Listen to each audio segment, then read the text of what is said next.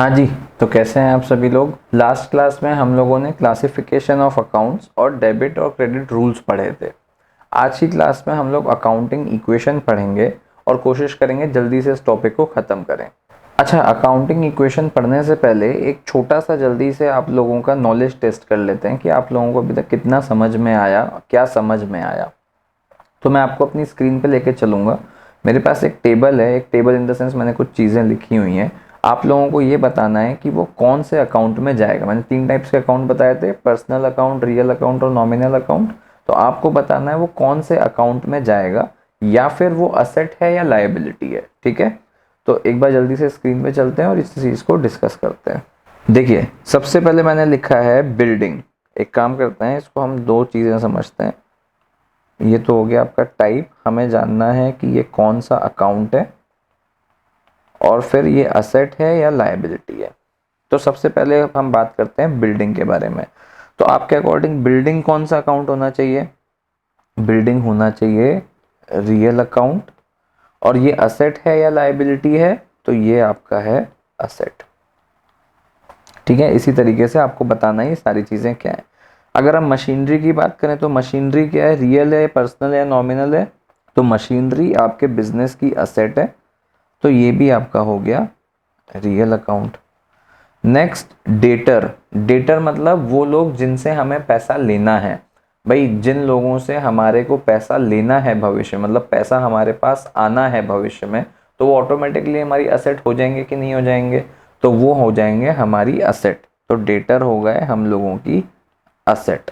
Type of account, तो देखो debtor में ना डेटर्स के नाम लिखे होते हैं। लेट सपोज श्याम लिखा है या राज लिखा है, तो डेटर्स के ऐसे नाम लिखे होते हैं। तो ये ऑटोमेटिकली क्या हो जाता है, हमारा पर्सनल अकाउंट हो जाता है। क्यों? क्योंकि एक नेचुरल पर्सन की बात हो रही है ना, तो personal account. At the same time creditor की अगर हम बात करें तो वो हमारे लिए असेट है या लायबिलिटी है? क्रेडिटर मतलब वो लोग जिनको हमें फ्यूचर में पैसा देना है। तो क्रेडिटर क्या हो गया, हमारी लायबिलिटी हो गया।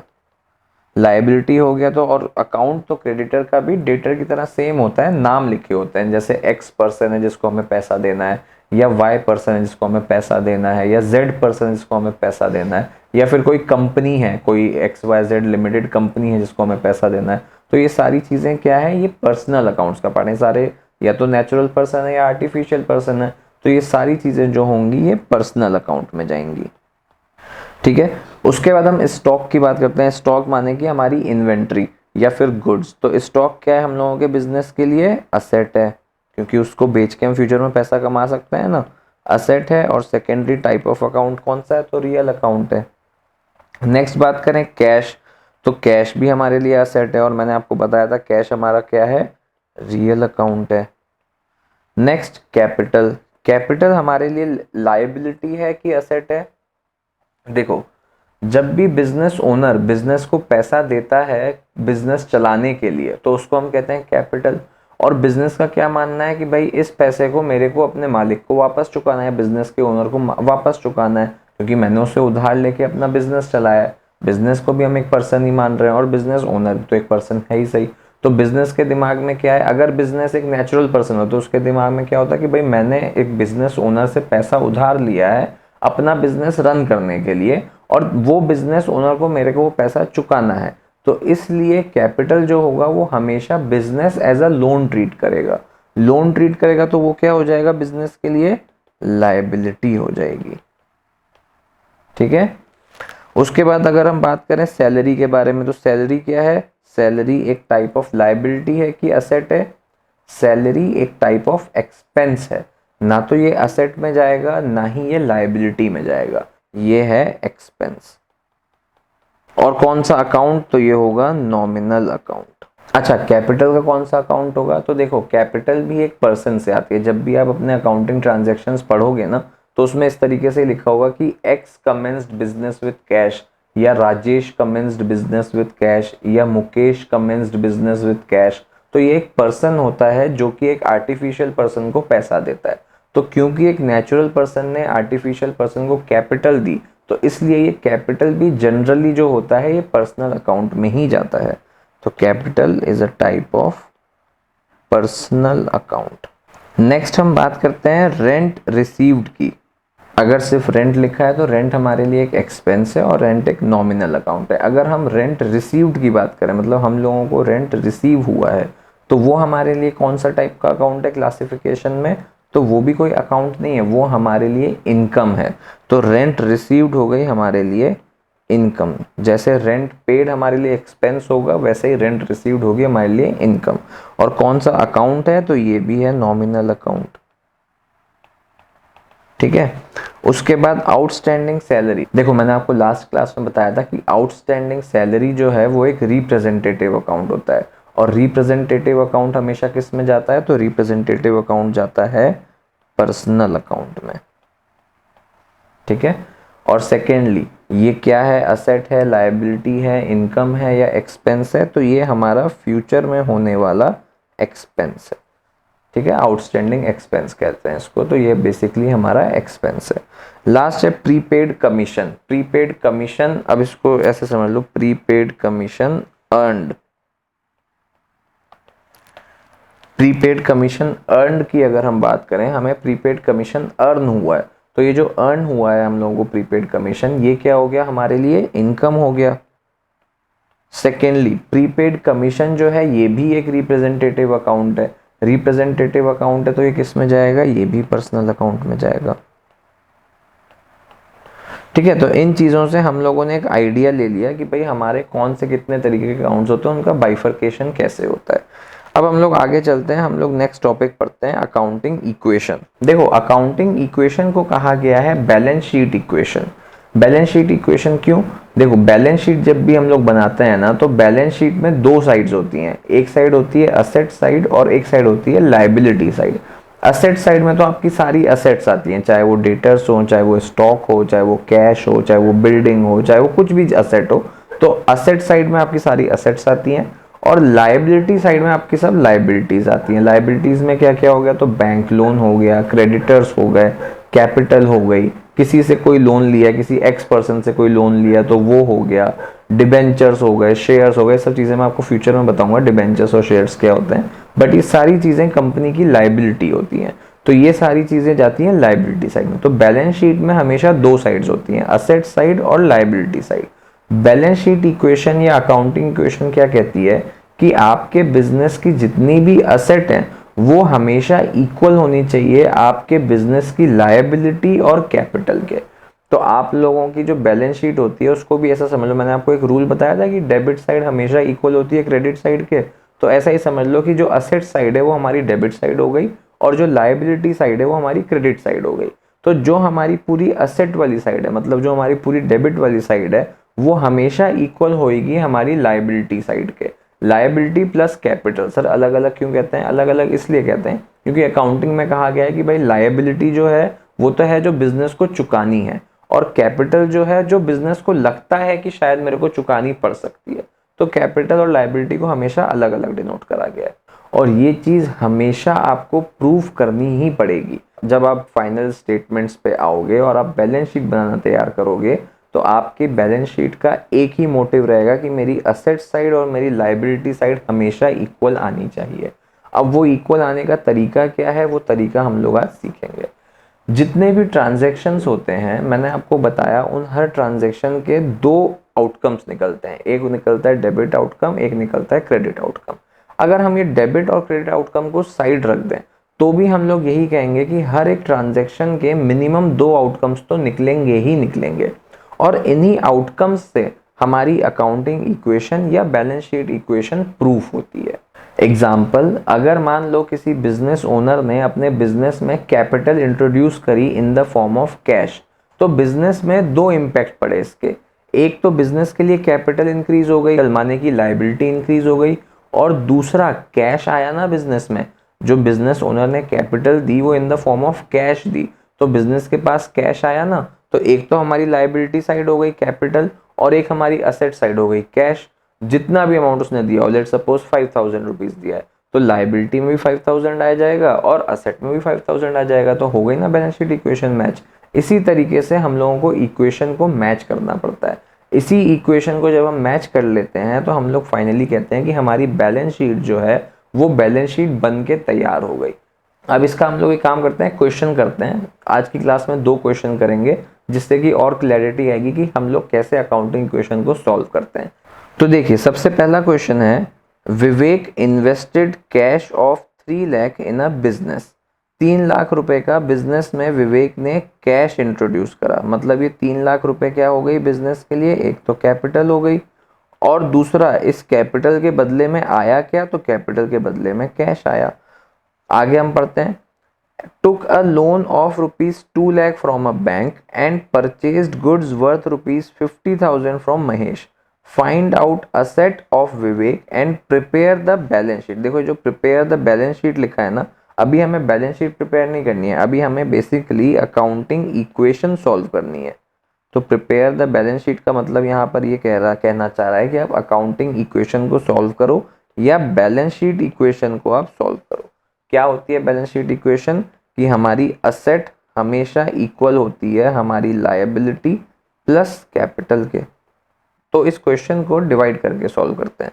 सबसे पहले हम लोग फर्स्ट लाइन सॉल्व करेंगे, Vivek invested cash of 3 lakh rupees in business. तो देखो विवेक ने कैश इंट्रोड्यूस किया रुपीज 3 लाख का।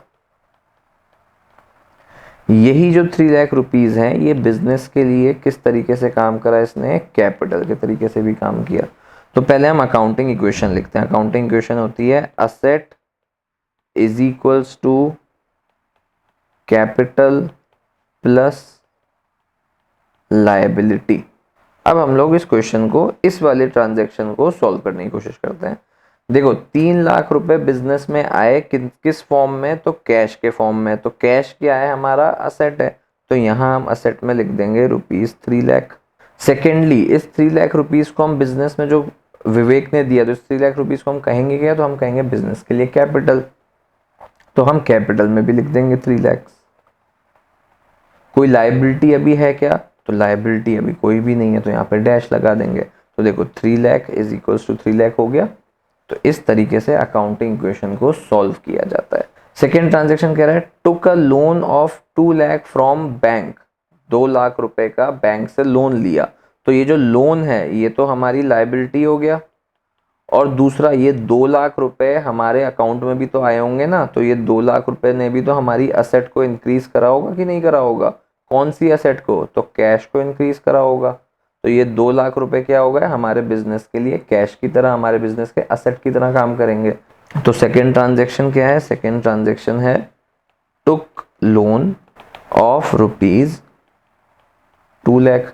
तो ये इन ऐसे समझ लो कैश में आया या हमारे बैंक अकाउंट में आया, कैसे भी कह लो। तो 2 लाख रुपए का हमारे पास असेट भी इंक्रीज हुआ और 2 लाख रुपए की हमारे पास लायबिलिटी भी इंक्रीज हो गई, क्योंकि बैंक का लोन है जो हमें फ्यूचर में कभी ना कभी तो चुकाना ही पड़ेगा। तो यहाँ पर असेट वाली साइड में 2 लाख और आ जाएगा। और कैपिटल कुछ आया है क्या, तो नहीं कैपिटल कुछ नहीं आया, लेकिन लायबिलिटी आई है क्या, तो लायबिलिटी 2 लाख रुपीज आई है। अगर हम यहाँ तक सॉल्व करें तो ये कितना हो गया, 5 lakh is equals to 3 lakh plus 2 lakh. तो ये साइड भी कितनी हो गई, 5 lakh is equals to 5 lakh. इस तरीके से अकाउंटिंग इक्वेशन सॉल्व होती है। लास्ट ट्रांजैक्शन पढ़ लेते हैं जल्दी से। Purchase goods worth rupees 50,000 from Mahesh. अब देखो ये जो महेश लिखा है ना यहाँ पे, जब भी ऐसे नाम लिखा होगा कहीं पे, वहां पे हमें समझ जाना है कि जो भी गुड्स लिए हैं वो उधार पे लिए हैं। अगर यहाँ पे लिखा होता purchase goods rupees 50,000 in cash, तो हमें समझ में आता कि भाई कैश पेमेंट करी है और गुड्स को परचेज करा है। लेकिन यहाँ पर नाम लिखा हुआ है कि purchase goods worth rupees 50,000 from Mahesh. तो तुम्हें यहाँ पर ये चीज़ एक ट्रिक होती है, ये चीज़ तुम्हें समझनी पड़ेगी कि जब भी किसी का नाम लिखा हुआ है तो वो चीज़ हमेशा हमारे लिए एज अ क्रेडिटर काम करेगी। अच्छा ऐसा लिखा होता कि sold goods to Mahesh for rupees 50,000, तो उसका मतलब क्या होता, अगर महेश को 50,000 रुपीज के गुड्स सेल करें और वहां पर नाम लिखा हुआ है महेश, तो इसका मतलब महेश अब हमारा डेटर बन गया। अगर लिखा होता कि sold goods worth rupees 50,000 in cash, तो मतलब हमारे पास उसका कैश आ गया। तो वो अब डेटर नहीं रहा, हमारे पास कैश आ गया और ट्रांजैक्शन खत्म हो गई। लेकिन अगर मेंशन होता sold goods worth ₹50,000 to Mahesh, तो मतलब कि महेश से फ्यूचर में पैसा आना है, तो महेश यहाँ पे हमारा डेटर हो जाता। उसी तरीके से इस ट्रांजैक्शन में भी क्या होगा कि purchase goods worth ₹50,000 from Mahesh का मतलब क्या हुआ कि महेश जो है हमारा क्रेडिटर है। तो क्रेडिटर है तो क्या हो गया, हमारी लायबिलिटी हो गई क्या, बिल्कुल लायबिलिटी हो गई। और गुड्स जो है वो हमारे लिए क्या हो गए, गुड्स हो गए हमारे बिजनेस के असेट। तो क्या हो गया, 50,000 रुपए की लायबिलिटी भी इंक्रीज हुई और 50,000 रुपए के असेट भी इंक्रीज हुए। तो इसको भी यहाँ पे लिख लेते हैं, परचेज्ड गुड्स फ्रॉम महेश, कितने के, ₹50,000 के। ठीक है, तो ये हमारे लिए असेट भी हो गया प्लस ये हमारे लिए लायबिलिटी भी हो गया। तो यहाँ पर हम क्या लिखेंगे, असेट हो गया हमारा क्या, स्टॉक, कितने का, ₹50,000 का। और कैपिटल कुछ हुई क्या, नहीं, तो लायबिलिटी क्या हो गई हमारी, 50,000 की लायबिलिटी हो गई, किस नाम से, तो क्रेडिटर के नाम से। आया समझ में। अब इसको अगर टोटल कर देंगे तो यहाँ पर देखो 5,50,000 इज इक्वल्स टू 3,00,000 प्लस 2,50,000। क्या मैच हो गया क्या, 5,50,000 इज इक्वल्स टू 5,50,000 हो गया क्या, तो हाँ जी, ये दोनों मिला के भी तो 5,50,000 हुआ ना। इस तरीके से हम लोगों की अकाउंटिंग इक्वेशन सॉल्व होती है। अब क्वेश्चन ने क्या पूछा है वो भी ध्यान रखना है कि find out the asset of Vivek. तो असेट ऑफ विवेक कितनी होगी, ये देखो ये वाली साइड हमारी असेट की है ना, तो असेट कितनी हुई विवेक की, 5,50,000। तो असेट इज इक्वल्स टू ₹5,50,000। आया यहां तक समझ में। नेक्स्ट क्वेश्चन की तरफ चलें। देखो ये रहा हमारा नेक्स्ट क्वेश्चन। इसमें कह रहा है prove that the accounting equation is satisfied in the following transactions and prepare balance sheet. अभी बैलेंस शीट हम लोग बाद में सीखेंगे, अभी हम लोगों को क्या करना है, अकाउंटिंग इक्वेशन सेटिस्फाई हो रही है कि नहीं वो प्रूफ करना है। तो एक एक करके करते हैं। सबसे पहला है Govind commenced business with cash ₹60,000। अब Govind commenced business with cash मतलब होता है गोविंद ने बिजनेस स्टार्ट किया कैश देके, कितने का, तो 60,000 रुपए का। विच मीन्स कि क्या गोविंद ने कैपिटल दी क्या बिजनेस को, तो बिल्कुल सही बात, गोविंद ने बिजनेस को कैपिटल दी, मतलब बिजनेस में कैपिटल इंट्रोड्यूस हुई है 60,000 की, किस फॉर्म में, तो कैश के फॉर्म में। तो अभी हमने लास्ट क्वेश्चन में सीखा कि क्या हो जाएगा हमारे बिजनेस में, एक तो कैपिटल इंक्रीज हो जाएगी मतलब लायबिलिटी साइड इंक्रीज हो जाएगी, और एक हमारा असेट इंक्रीज हो जाएगा जो कि किस फॉर्म में है, तो कैश के फॉर्म में। तो इस क्वेश्चन को भी सॉल्व करते हैं। पहले हम लोग लिख देते हैं अकाउंटिंग इक्वेशन। अकाउंटिंग इक्वेशन है asset is equals to capital plus liability. सबसे पहली क्या थी ट्रांजैक्शन की, Govind commenced business with cash ₹60,000। तो हमारे पास बिजनेस में एक तो कैश आया और दूसरा हमारे पास क्या हुआ, हमारे पास कैपिटल आई। तो कैश तो हो गया कितना, 60,000 यहाँ पे इज इक्वल्स टू कैपिटल हो गई 60,000 यहाँ पे। कोई लायबिलिटी आई क्या सर, तो नहीं, कोई लायबिलिटी नहीं है हमारे पास। तो फर्स्ट ट्रांजैक्शन यहाँ पे खत्म हो गई। Second transaction, bought furniture of ₹5,000 on credit from Mahesh. 5,000 का फर्नीचर लेकर आया उधार पे, किससे, महेश से। तो महेश क्या हो गया हमारा, क्रेडिटर हो गया क्या, महेश हो गया हमारा क्रेडिटर। क्रेडिटर है तो क्या हो गया, हमारी लायबिलिटी हो गई क्या, तो हाँ जी बिल्कुल ये हो गई हमारी लायबिलिटी। विच मीन्स कि फर्नीचर, और फर्नीचर क्या है हमारे लिए, फर्नीचर हो गया हमारा असेट ऑफ द बिजनेस। तो मतलब असेट भी इंक्रीज हुआ और लायबिलिटी भी इंक्रीज हुई। तो इस ट्रांजैक्शन को भी सॉल्व कर लेते हैं। देखो एक तो बिजनेस में आया क्या, बिजनेस में पहले तो आया हमारे पास फर्नीचर, दूसरा हमारे पास क्रेडिटर आया क्या, तो हमारे पास क्रेडिटर भी आ गया, कितने का, तो 5,000 का फर्नीचर। कैपिटल में कुछ चेंज हुआ क्या, तो नहीं, कैपिटल सेम है। लाइबिलिटी में कुछ चेंज हुआ क्या? हाँ जी, तो क्रेडिटर आ गया हमारे पास 5000 रुपीज़ का। तो यहाँ तक ट्रांजेक्शन सॉल्व हो गई क्या? देखो 60,000 plus 5000 is equals to 65,000, 60,000 plus 5000 is equals to 65,000। आगे बढ़ते हैं। कैश परचेजेज ₹20,000, मतलब कि कैश दे के परचेज करी गई 20,000 रुपए की। परचेजेस का मतलब क्या? हमारे बिजनेस में आया स्टॉक, और गया क्या हमारे पास से? तो हमारे पास से गया कैश। तो स्टॉक क्या हमारा असेट है क्या? हाँ जी, बिल्कुल असेट है। और कैश भी हमारा असेट है क्या? तो बिल्कुल असेट है। सॉरी, दोनों चीजें कम हो रही हैं यहाँ पर, तो कोई दिक्कत की बात नहीं है, हमारी अकाउंटिंग इक्वेशन मैच हो रही है ना। देखो, हमारे बिजनेस में आया स्टॉक मतलब गुड्स, और हमारे बिजनेस से गया कैश। तो स्टॉक आ गया कितने का? 20,000 रुपीज़ का, और कैश चला गया कितना? -20,000। तो अकाउंटिंग इक्वेशन सॉल्व हो गई क्या? बिल्कुल हो गई। कैपिटल कुछ नहीं है, लाइबिलिटी कुछ नहीं है, तो ये दोनों तो कैंसिल आउट हो गया ना भाई। यहाँ पर तो जीरो हो गया, 20,000 माइनस 20,000 इज जीरो। तो 60,000 plus 5,000 plus zero is 65,000, 60,000 plus 5,000 plus zero is 65,000। तो अकाउंटिंग इक्वेशन यहाँ तक सॉल्व हो रही है। तो बिल्कुल जी, दोनों साइड्स अभी तक असेट साइड और लाइबिलिटी साइड दोनों चीजें मैच कर रही हैं। नेक्स्ट ट्रांजेक्शन देखते हैं। नेक्स्ट ट्रांजेक्शन कह रहा है कि bought goods worth ₹10,000 from Suresh. अब देखो, नाम लिखा आ गया ना, कैश में पेमेंट नहीं हुआ, विच मीन्स कि यहाँ पर सुरेश अगर नाम लिखा है, मतलब कि यहाँ पे सुरेश से हम लोग उधारी में गुड्स लेकर आए। तो सुरेश हमारा क्या हो गया? सुरेश हो गया हमारा क्रेडिटर। Bought goods worth ₹10,000। तो यहाँ पर भी क्या होंगी? दो चीजें होंगी। एक तो हमारे पास स्टॉक आ गया कितने का? 10,000 रुपीज का, और दूसरा हमारे पास सुरेश आ गया as a creditor, creditor number 2। तो सुरेश भी आ गया यहाँ पे 10,000 रुपीज का।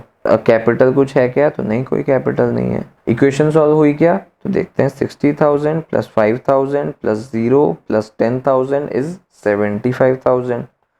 और यहाँ पर अगर देखें तो 60,000 plus 5,000 plus 10,000 is 75,000। Next transaction है पेड कैश टू महेश ₹3,000। मतलब ये जो फर्नीचर आया था ना 5,000 रुपए का, ये देखो किससे आया था? तो महेश से आया था। इस महेश को हम लोगों ने 3,000 रुपए पे कर दिए। तो महेश क्या हो गया? हमारा क्रेडिटर कम हुआ क्या यहाँ पे? तो हमारा क्रेडिटर तो रिड्यूस हो गया कितने से? 3,000 रुपीज से। साथ में हमारा कैश, तो हमारा असेट भी रिड्यूस हो गया कितने से? 3,000 रुपीज से। तो यहाँ पर दो इम्प्लीकेशंस क्या पड़े? एक तो हमारा कैश रिड्यूस हुआ, और दूसरा हमारा क्रेडिटर रिड्यूस हुआ। कैश कितने से रिड्यूस हुआ? तो कैश रिड्यूस हुआ हमारा 3,000 रुपीज से। और क्रेडिटर कितने से रिड्यूस हुआ? तो क्रेडिटर भी रिड्यूस हुआ हमारा 3,000 रुपीज से। Govind invested additional capital of ₹10,000, मतलब कि कैपिटल इंक्रीज हो गई यहाँ पे 10,000 रुपीज से। इन्वेस्ट कराया तो कैश में इन्वेस्ट करा होगा, तो हमारे पास कैश या फिर आप कह लो असेट भी इंक्रीज हो गई कितने? 10,000 रुपीज से। तो हमारे पास कैश इंट्रोड्यूस हुआ और कैपिटल इंट्रोड्यूस हुई कितने का? तो कैश आया 10,000 रुपीज का, और कैपिटल भी आ गया 10,000 रुपीज का। कोई लाइबिलिटी आई क्या? तो नहीं, कोई लाइबिलिटी नहीं है। ठीक है, आ रहा है समझ में? Last transaction paid salary ₹2,000। अब देखो, ये एक ट्रिकी ट्रांजेक्शन है, ध्यान से समझना। सैलरी पे करी है 2,000 रुपीज की, मतलब कि हमारे पास एक आउटकम तो क्या है? हमारे पास कैश रिड्यूस हो गया है 2,000 रुपीज से, मतलब असेट रिड्यूस हो गई है 2,000 रुपए से। तो एक आउटकम में तो हम क्या करेंगे? असेट में से 2,000 रुपीज माइनस कर देंगे। दूसरा आउटकम इसका क्या होगा? सैलरी जो है हमारे बिजनेस का एक्सपेंस है, और जो भी हमारे एक्सपेंसेस होते हैं वो हम लोग प्रॉफिट में से माइनस करते हैं। अब इस चीज को हमेशा दिमाग में बैठा लेना कि बिजनेस का जो भी प्रॉफिट होता है या जो भी लॉस होता है वो हमेशा कैपिटल में या तो ऐड होएगा या कैपिटल से माइनस होगा। इस चीज को हमेशा ध्यान रखना। इसके पीछे का कंसेप्ट अगर समझना है तो मैं जल्दी से समझा देता हूँ कि कैपिटल जो होती है वो एक वो अमाउंट है जो बिजनेस ओनर ने बिजनेस को दी है बिजनेस चलाने के लिए। मतलब वो सारी की सारी अमाउंट है तो अभी भी बिजनेस ओनर की ही, विच मीन्स जो प्रॉफिट हुआ वो प्रॉफिट जाना चाहिए बिजनेस ओनर की जेब में, लेकिन अकाउंट्स या बिजनेस का रूल क्या कहता है कि जो भी आप प्रॉफिट अर्न करोगे वो वापस से आप इंट्रोड्यूस कर दोगे अपने बिजनेस में। वो प्रॉफिट, बिजनेस को बड़ा करने का तरीका क्या होता है कि जो भी आपने प्रॉफिट कमाया वो सारा आप वापस बिजनेस में री इंट्रोड्यूस कर दो। अब वो जो प्रॉफिट का पार्ट था वो हुआ किसका? ओनर का, लेकिन उसको क्या करना पड़ेगा? उसको बिजनेस में वापस री इंट्रोड्यूस करना पड़ेगा। री इंट्रोड्यूस करा तो उसका मतलब क्या हुआ कि मतलब वापस से उसने जो कैपिटल थी उसकी कैपिटल में वापस इंक्रीमेंट हो गया।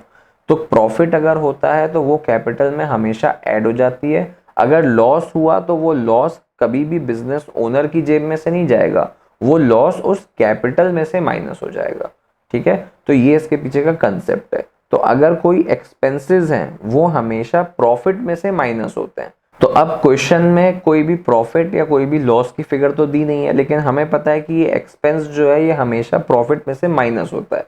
तो प्रॉफिट में से माइनस होता है तो हम इसको कैपिटल में से भी माइनस कर देंगे।